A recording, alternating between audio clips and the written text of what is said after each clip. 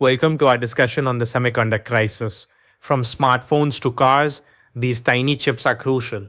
Recently, production halted, prices soared, and products disappeared. Let's explore this global disruption caused by components smaller than a human hair. Semiconductors are the brains of modern devices. Smartphones rely on them for calls and apps.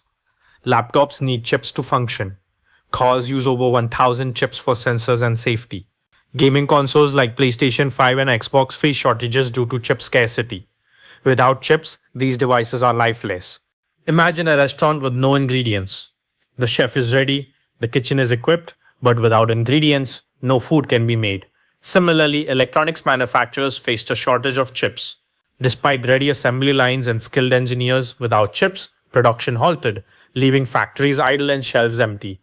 The semiconductor crisis was a result of multiple overlapping disruptions.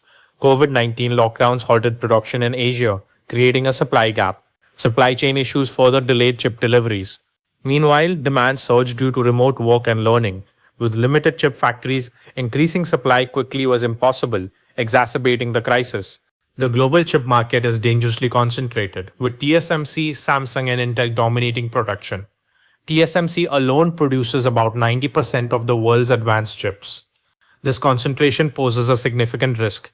Any disruption could halt industries worldwide. Nations are now investing heavily to build domestic chip manufacturing capabilities to mitigate this vulnerability. The semiconductor crisis unfolded through a chain reaction.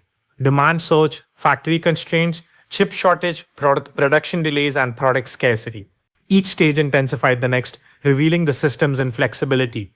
The core lesson is that demand outpacing supply leads to significant disruptions, highlighting the need for a more resilient supply chain.